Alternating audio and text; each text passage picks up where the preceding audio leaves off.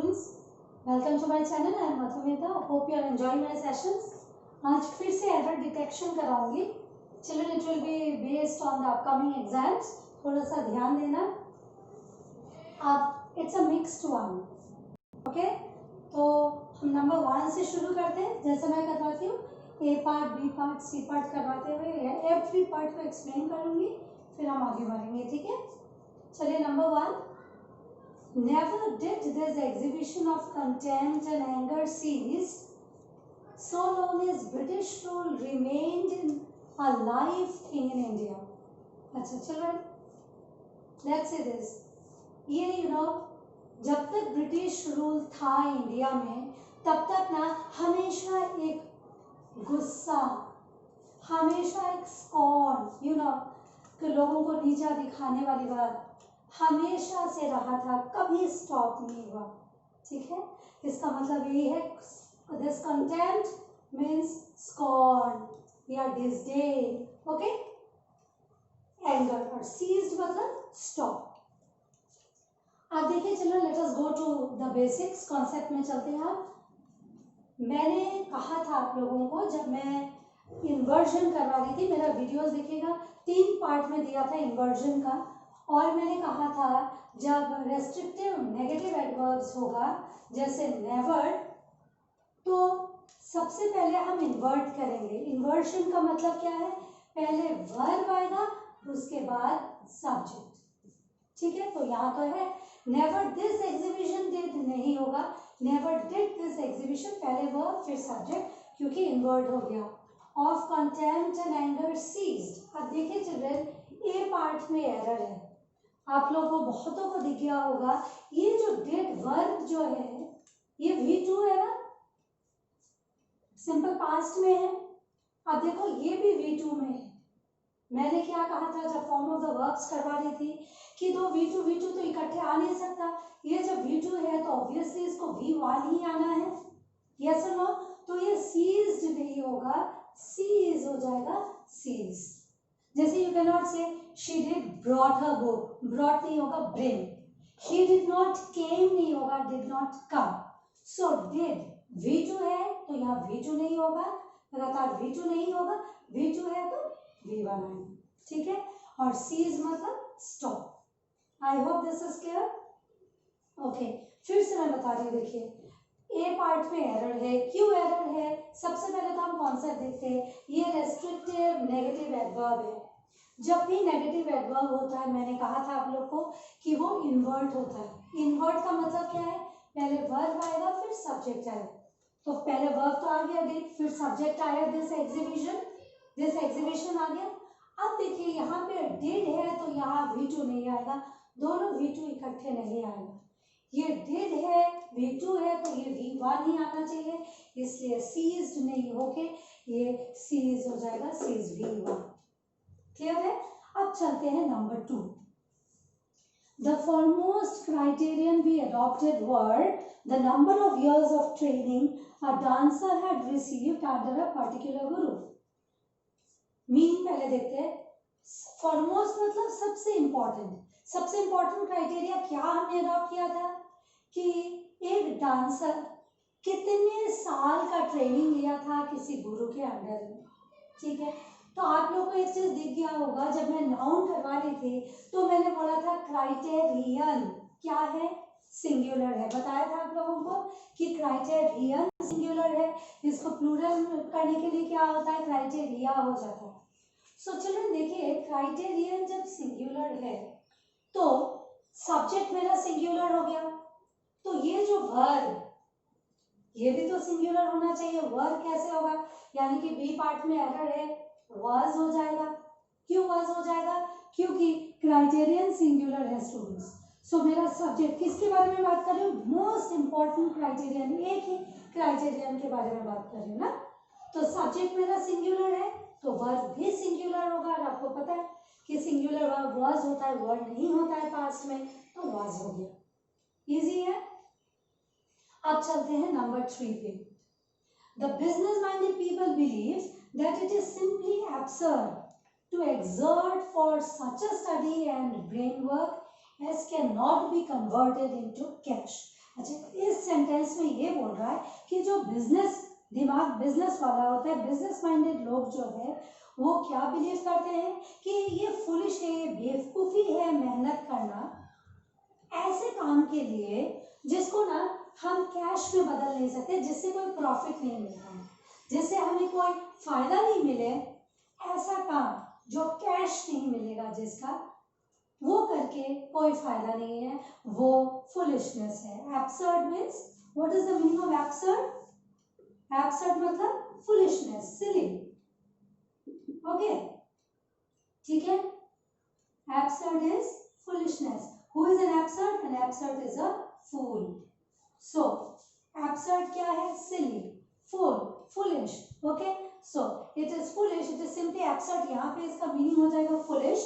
It is simply foolish to exert for such a study and brain work as cannot be converted into cash.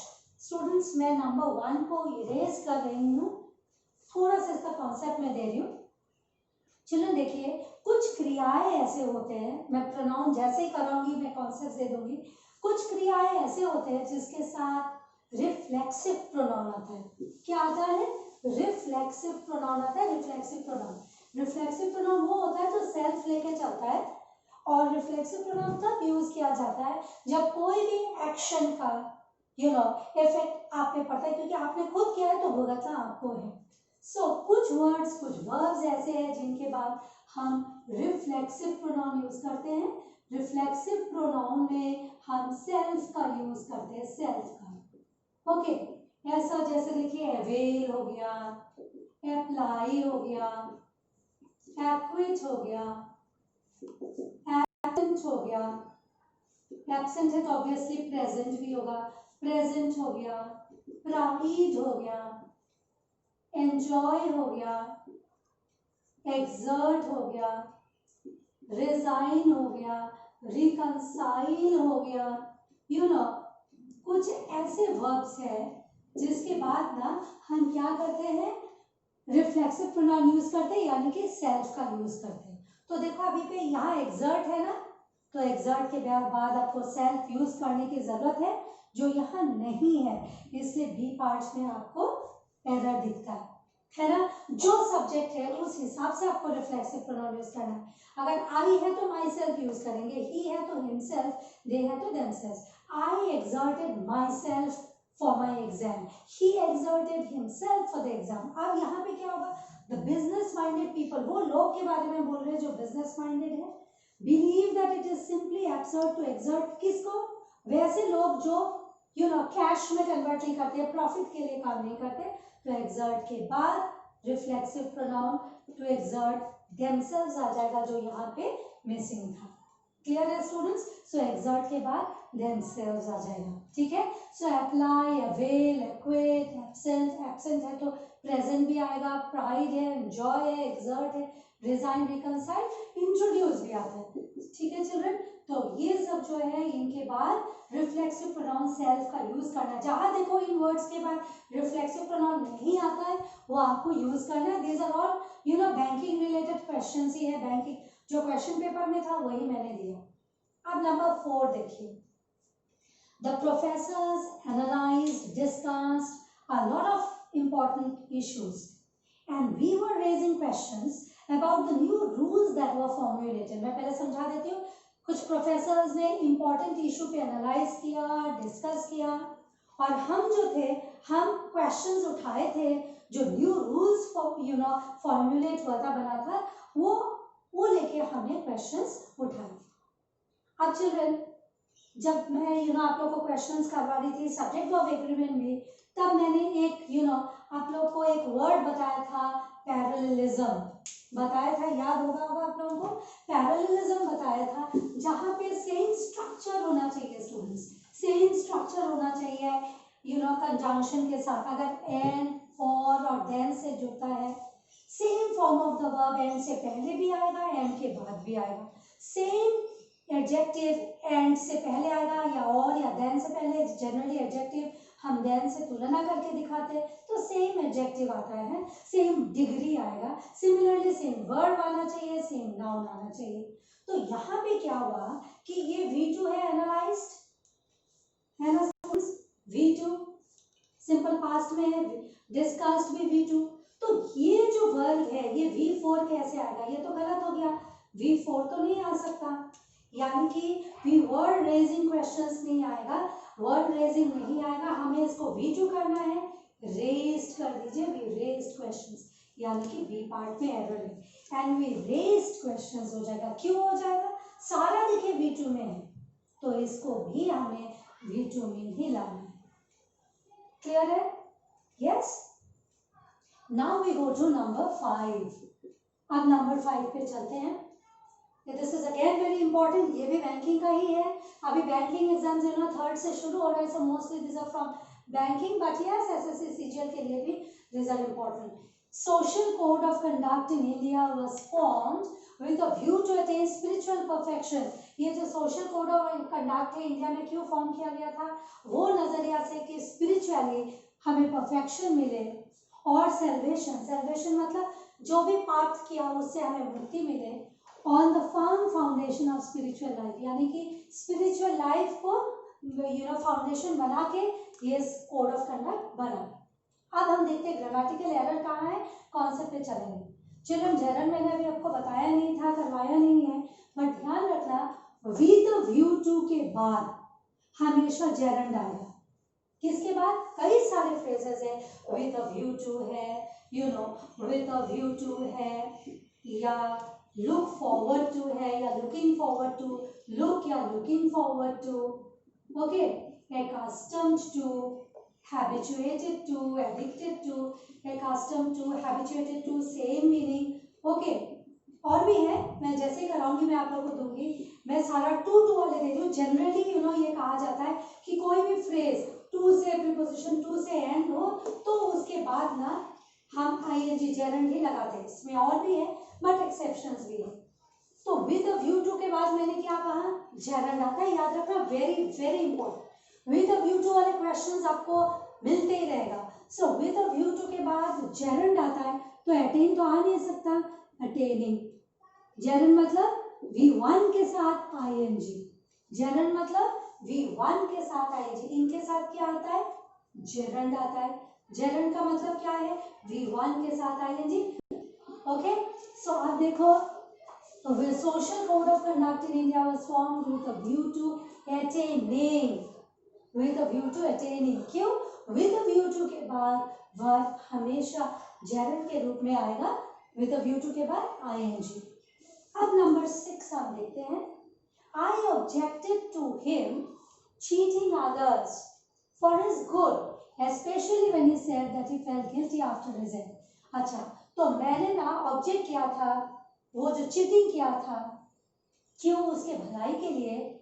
Specially मैंने से जब specially जब उसने कहा कि उसको बड़ा गिल्ट फीलिंग हुआ वो चीटिंग करने के बाद आफ्टर हिज एंड। तो देखिए children, I objected to him cheating कैसे होगा? हिम चीटिंग कैसे? आप अगर ये सवाल करते हो, पहले कॉन्सेप्ट देख लो, किसका चीटिंग? किसी का ना, यस, किसी का। यहाँ पे कोई मेल का, तो किसी का के लिए हम हिम थोड़ी लिखते हैं, हम तो हिज लिखते हैं। उसका, यहाँ तो पोजेशन आ जाएगा, पोजेसिव एडजेक्टिव आ जाएगा। So I objected to his cheating on this. Clear है? ये भी प्रोनाउन में मैं बताऊंगी, बट फिलहाल अभी याद रखना, जेरंड के बाद पोजेसिव केस ही आएगा हमेशा, जेरंड से पहले, ना की बात। सॉरी, ये क्या है? जेरंड है, V1 प्लस आईएनजी, उससे पहले हमेशा पोजेशन देना, ओके। ऑब्जेक्टिव केस नहीं देना है, क्या देना है? क्या देना है? सब वो पोजेशन देना है, possessive case. I objected to किसका cheating? His cheating. Again very important, इस टाइप का क्वेश्चंस आपको दिख जाएगा। Now number 7. At the end of the Second World War, the USA was stronger than any country in the world. अच्छा, क्या कह रहा है कि सेकेंड वर्ल्ड वॉर के बाद यूएसए जो था ना, वर्ल्ड के सारे कंट्री में से सबसे ज्यादा स्ट्रॉन्गर साबित हुआ। देखो चिल्ड्रन, ये देन से हमने कंपेयर किया, पर कंपेयर करके यूएसए को, ध्यान दीजिए children, very important concept, compare किया वर्ल्ड का सारे कंट्री में से और इसको पूरा एक्सक्लूड भी कर दिया, है ना। यूएसए को बिल्कुल अलग कर दिया ना बाकी कंट्रीज में से, वर्ल्ड में यूएसए को बिल्कुल अलग कर दिया। जब भी ये एडजेक्टिव के चैप्टर में मैं आप लोग को कॉन्सेप्ट दूंगी, पर अभी कॉन्सेप्ट ले लीजिए। जब भी एक को दूसरे से बिल्कुल अलग करना होता है कंपेयर करके, तो हम एनी यूज नहीं कर सकते, एनी अदर। क्यों एनी अदर यूज करते हैं? ये एनी अदर वर्ड एक्सक्लूजन का वर्ड है चिल्ड्रन। एनी अदर से हम एक को दूसरे से बिल्कुल हटा के तुलना करते हैं, इसलिए। क्या कहा मैंने? Let me rub this of. मैंने क्या कहा? एनी अदर कब यूज होता है? जब किसी एक को दूसरे से कंपेयर करके बिल्कुल हटा देते हैं, ऑफ द सेम क्लास। सो कब होता है? एनी अदर यूज करना होता है कब? जब हमें एक्सक्लूजन दिखाना है, एक्सक्लूड करते, एक्सक्लूजन के लिए यूएसए को वर्ल्ड के बाकी कंट्रियों में से बिल्कुल हम हटा दे रहे हैं ना, और बोल रहे कि स्ट्रॉन्गर है, कंपैरेटिव डिग्री है। देखो ऐसे में जब एक्सक्लूड करते हैं, एनी का वर्ड यूज नहीं होगा, एनी अदर होगा। क्यों एनी अदर होगा? Because any other means exclusion. Clear है? Yes, so any other means exclusion. Easy है concept, and this is again very important. अब लास्ट हम नंबर 8 देखते हैं। He and his brother have drunk a lot of alcohol last night and behaved miserably with their fellow mates. अच्छा, वो और उसका भाई क्या किया? बहुत ज़्यादा अल्कोहल ले लिए थे। कब? Last night. और उन्होंने बहुत बुरी तरह से बिहेव किया, खराब तरीके से बिहेव किया फेलो मेट्स के साथ। ये तो चिल्ड्रन बहुत इजी है, आप लोग को दिख गया होगा कि लास्ट नाइट मेंशन है। जब मैं आप लोग को क्वेश्चंस दे रही थी, प्रैक्टिस क्वेश्चंस टेंस का, मैंने बताया था, क्या बताया था कि जब भी फिनिश टाइम मेंशन होता है तब हमें क्या करना होता है? V2 यूज करना होता है, V2, ना कि प्रेजेंट परफेक्ट। क्या यूज करना होता है जब हमें टाइम मेंशन होता है, बीता हुआ टाइम, फिनिश टाइम? V2। तो ड्रिंक का V2 क्या है? ड्रैंक। तो ए पार्ट में एरर है चिल्ड्रन। देखिए, drank a lot of alcohol. क्यों? क्योंकि लास्ट नाइट लिखा। फाइन। तो अभी ये चीज फिर से हम देख लेते हैं। ये जो क्वेश्चन है नंबर 5, मैंने कहा था विद अ व्यू टू के बाद जेरंडा, और कई सारा फ्रेजेस मैंने बताया। देखो और भी है, विद अ व्यू टू है, लुक फॉरवर्ड टू है, कस्टम टू है, हैबिचुएटेड टू है, एडिक्टेड टू है। इन फ्रेजेस के साथ तो जेरंड लगना ही है। आप जब जेरंड का चैप्टर कराऊंगी, पूरा आप लोग को लिस्ट दूंगी समझाते हुए क्यों जेरंड लगेगा। ओके, तो जिस दृष्टिकोण से हम देखते हैं स्पिरिचुअल परफेक्शन को, सोशल कोड ऑफ कंडक्ट किस नजरिया से बना था, वो नजरिया तो रहेगा ना, चलेगा। जेरंड कंटिन्यू करते रहेगा। अब नंबर 6 देखिए, ये भी बहुत इंपॉर्टेंट है। मैंने कहा कि जेरंड से पहले पोजेसिव एडजेक्टिव का यूज करना। क्यों करना? देखो डायरेक्टली आप ऐसे पूछो ना, I objected to him cheating others. किसका चीटिंग? किसको? आई ऑब्जेक्टेड टू हिज, उसका। सपोज हिज नहीं होके प्लूरल में होता है, I objected to them cheating others. Them तो नहीं होता, किसका चीटिंग? उनका। So I objected to their cheating others. ठीक है, अगर आपका चीटिंग होता तो मैं क्या कहती? I objected to you cheating others नहीं होता, I objected to your cheating others. यानी कि जहां आईएनजी होगा, जेरंड होगा, उससे पहले पोजेशन डालना है। ऑब्वियसली आप तो देख रहे हो ना, जब भी क्वेश्चन करोगे किसका, और मैंने आपको नाउन इन पोजेशन में बताया था, जब भी किसका होता है तो पोजेशन दिखाते। अब नंबर 7 देखिए, ये और एक कॉन्सेप्ट है, एडजेक्टिव में मैं कराऊंगी कि जब भी कोई किसी एक प्रकार का, it can be a thing, it can be a person, anything, compare करके बाकी को एक से बिल्कुल सेम क्लास से अगर मैं हटा देती हूँ, तो एनी अदर का यूज करना। एनी अदर एक्सक्लूजन दिखाता है। सो यूएसए को वर्ल्ड के बाकी कंट्रीज में से मैं बिल्कुल हटा रही हूँ ना, स्ट्रॉन्गर है ना बाकी कंट्री में से, तो एनी का यूज नहीं कर सकते, एनी अदर का यूज करना। क्लियर है?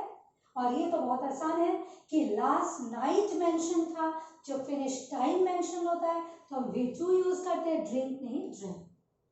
क्लियर है students? So that's it children for today. और अभी भी मैं मिक्स्ड क्वेश्चंस तो कराते रहूंगी, इडियम्स एंड फ्रेजेस भी कराऊंगी। अभी बैंकिंग बैंक पीओ के एग्जाम्स आ रहे हैं, कुछ स्ट्रेटजीज के बारे में भी हम बात कर लेंगे। So please follow this and I think it will help you. और आपको अगर लग रहा है कि रियली हमें थोड़ा बहुत फायदा हो रहा है तो एज यूजुअल शेयर करना, सब्सक्राइब करना। Okay, thank you so much.